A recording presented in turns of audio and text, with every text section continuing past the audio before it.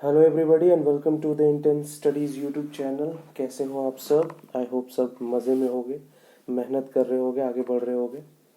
आज मैं जिस टॉपिक की बात करने वाला हूँ वो टॉपिक है types of majorities in Indian parliament. आज मेजॉरिटीज़ की बात करेंगे हम इंडियन पॉलिटी में। मेजॉरिटीज़ आखिर है क्या? सबसे पहले मैं बात करूँगा मेजॉरिटीज़ के बारे में, समझाऊँगा आखिर बहुमत है क्या। ठीक है, तो एक एग्जांपल से समझेंगे।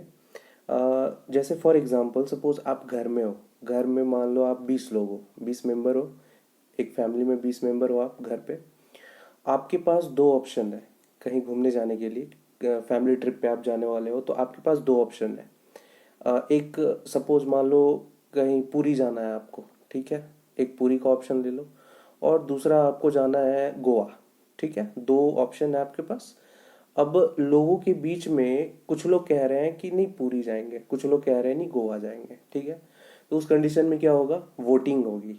ठीक है, सबको सबका राय लिया जाएगा ना कि आप कहाँ जाना चाहते हो। ठीक है, तो अगर 20 लोग हो आप, 20 लोग में अगर सपोज मान लो कि मेजॉरिटी जो लोग वोट दे रहे हैं वो गोवा को दे रहे हैं।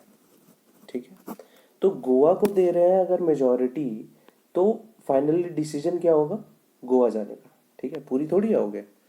अगर सपोज मान लो 20 लोग हैं तो 20 लोग में अगर 11 लोग कहते हैं कि नहीं गोवा जाना है, तो गोवा के लिए जो है वो प्लान फिक्स हो जाएगा, लोग जो है वो गोवा जाएंगे। ठीक है, तो इसी तरह से ये मेजॉरिटी है, मेजॉरिटी इसी को कहते हैं। ठीक है, मेजॉरिटी लोग जो है वो गोवा के लिए राजी हुए तो गोवा जाना है। ठीक है, तो यही मेजॉरिटी है। तो मेजॉरिटी अब इंडियन पार्लियामेंट में इसी तरह से इंडियन पार्लियामेंट करती क्या है। इंडियन पार्लियामेंट को अगर लॉ बनाना हुआ, कोई एक्ट पास करना हुआ, या कोई पॉलिसी बनानी हुई, ठीक है, या किसी कॉन्स्टिट्यूशनल चेंजेस लाना हुआ, कोई कॉन्स्टिट्यूशनल चेंजेस लाना हुआ, तो वो क्या करती है? पार्लियामेंट वोटिंग कराती है। तो अगर वोटिंग में अगर मान लो मेजॉरिटी का हाँ है कहना, तो वो पास हो जाएगा। मेजॉरिटी का कहना ना है तो वो पास नहीं हो पाएगा। ठीक है, तो यही मेजॉरिटी हमारे इंडियन पार्लियामेंट में होती है। तो अब कितने तरह के मेजॉरिटीज होते हैं इंडियन पार्लियामेंट में, तो आओ देखते हैं। तो सबसे पहले होता है सिंपल मेजॉरिटी। ठीक, सिंपल मेजॉरिटी आखिर है क्या वो देखते हैं। तो सिंपल मेजॉरिटी का मतलब है कि more than 50% people present in voting. कहने का मतलब क्या है कि जितने लोग हमारे पार्लियामेंट में, ऐसे एग्जाम्पल से समझते हैं, एग्जाम्पल से समझ में आएगा, ज़्यादा बेहतर होगा। सपोज मान लो लोकसभा, लोकसभा में हमारा 545 मेंबर्स हैं, सीट्स जो है 545, ये पार्लियामेंट है, इसको लोकसभा कर लेना। ठीक, तो लोकसभा में हमारा जो है वो क्या है कि 545 मेंबर्स है, जिसमें 5 सीट, 5 सीट हमारा क्या है? वैकेंट है। मतलब 5 सीट में इलेक्शन हुआ ही नहीं, वो वैकेंट है। 20 मेंबर्स क्या है? वो एब्सेंट है। ठीक है, बच गए कितना? 520 मेंबर्स। 5 सीट वैकेंट है, 20 मेंबर जो है वो आए ही नहीं। ठीक है, तो 520 बचे। अब 20 का कहना है कि भाई साहब मुझे वोट देना ही नहीं है। ठीक, हम अभी मूड में ही नहीं है वोट देने का, मेरा मन ही नहीं है। बचे कितने? 500। 500 मेंबर्स जो है वो अभी प्रेजेंट है हाउस में। ठीक है, तो अब क्या है कि अगर किसी भी बिल को 251 वोट्स मिल जाते हैं, मतलब इसका 50% कितना हुआ? 500 का 250, 250 हुआ। अब यहाँ क्या कह रहा है? मोर देन 50%, तो मोर देन 50% कितना हुआ? 50% plus one present in voting, मतलब प्रेजेंट भी है और वोट भी कर रहे हैं। तो 500 मेंबर जो है वो प्रेजेंट है। ठीक है, ऐसे प्रेजेंट तो 520 है।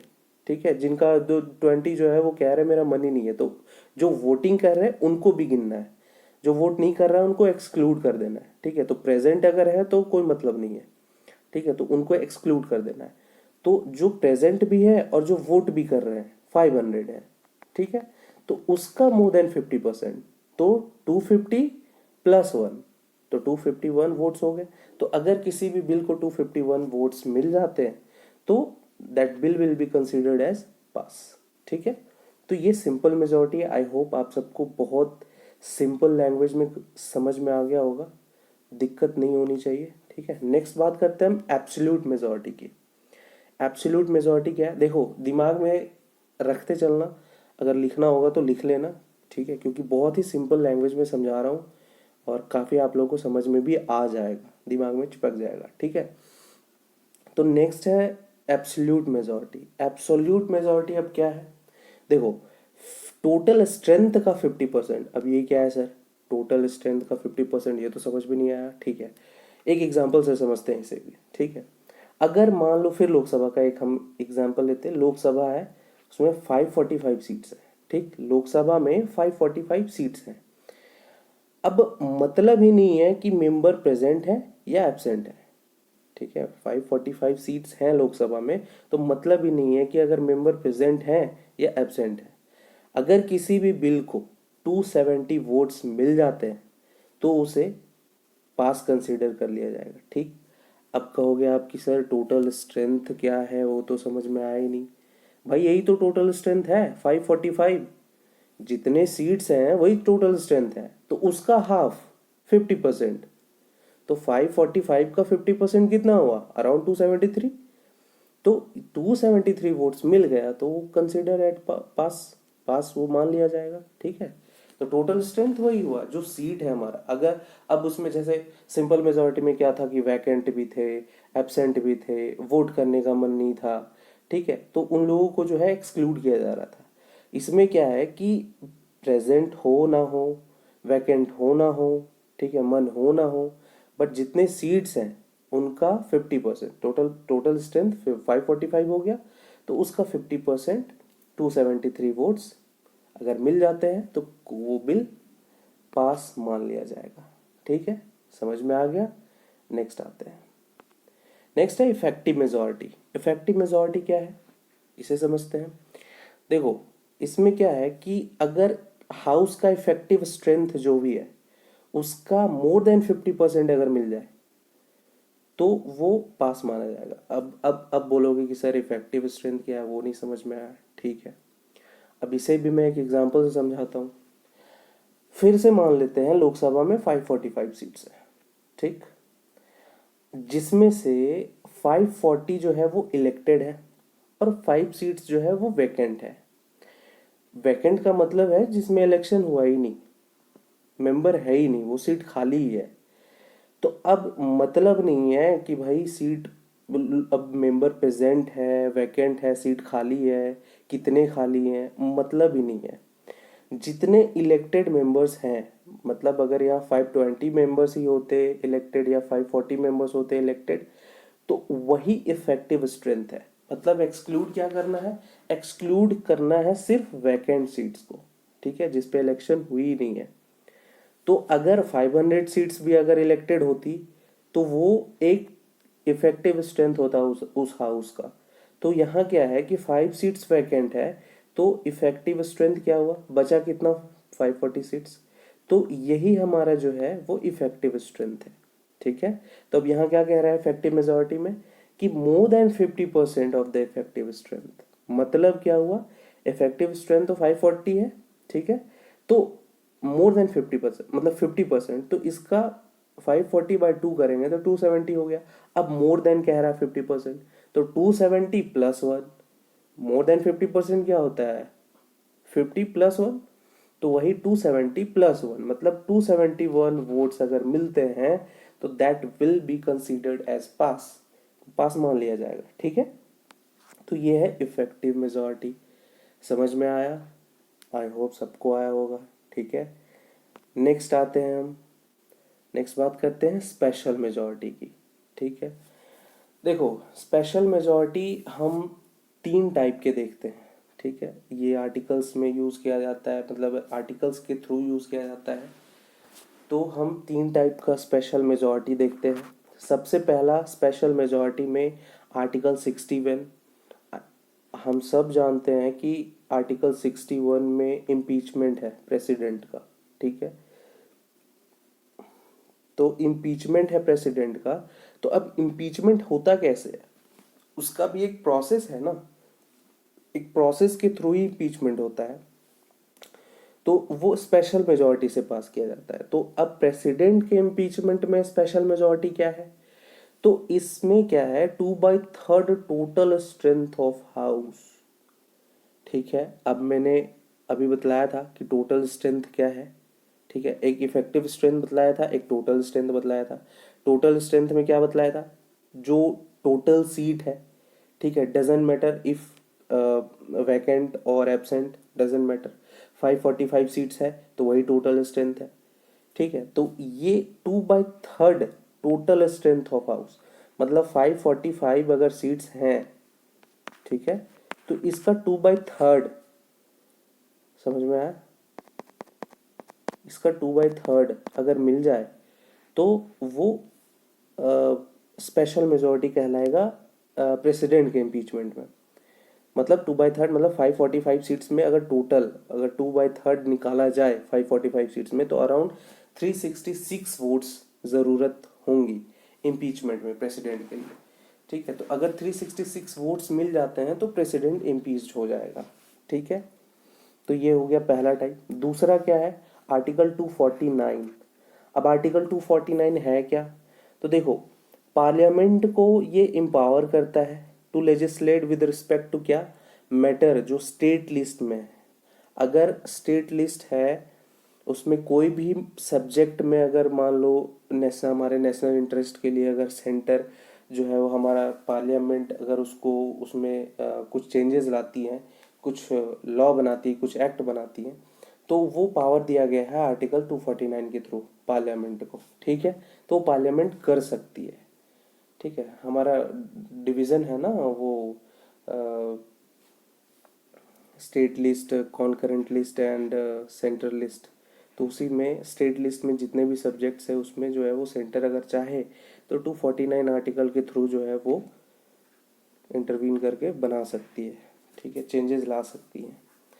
तो अब देखो, अगर 249 के थ्रू अगर मान लो कि चेंजेस लाती है तो कैसे होगा, तो अगर मान लो सपोज कि रिजोल्यूशन जो है वो पास की जाती है राज्यसभा में, अगर पास की जाती है, मेजॉरिटी जो है वो मेंबर की 2/3 मेंबर प्रेजेंट एंड वोटिंग होगी। ठीक है, मतलब क्या है, चलो मतलब एक एग्जाम्पल से समझते हैं। टोटल सीट 545 है। ठीक है, मान लेते हैं लोकसभा का एक एग्जाम्पल फिर से लेते हैं। 545 सीट्स टोटल है, जिसमें से 5 वैकेंट है, 20 आए नहीं। 5 वैकेंट है, 20 आए नहीं। 20 जो है वो रेडी नहीं है वोट देने के लिए। तो अब टोटल कितने बच गए, टोटल 500 बचे, 500 बचे टोटल। ठीक, अब 2/3 प्रेजेंट इन वोटिंग। ठीक है, अभी ये जो 500 बचे हैं तो इसमें 2/3 प्रेजेंट इन वोटिंग। 500 प्रेजेंट तो है ही और वोट भी करना चाह रहे हैं, वोट भी कर रहे हैं, तो इसका 2/3। तो इसका अगर 2/3 निकाले तो अराउंड 333 वोट चाहिए होंगी।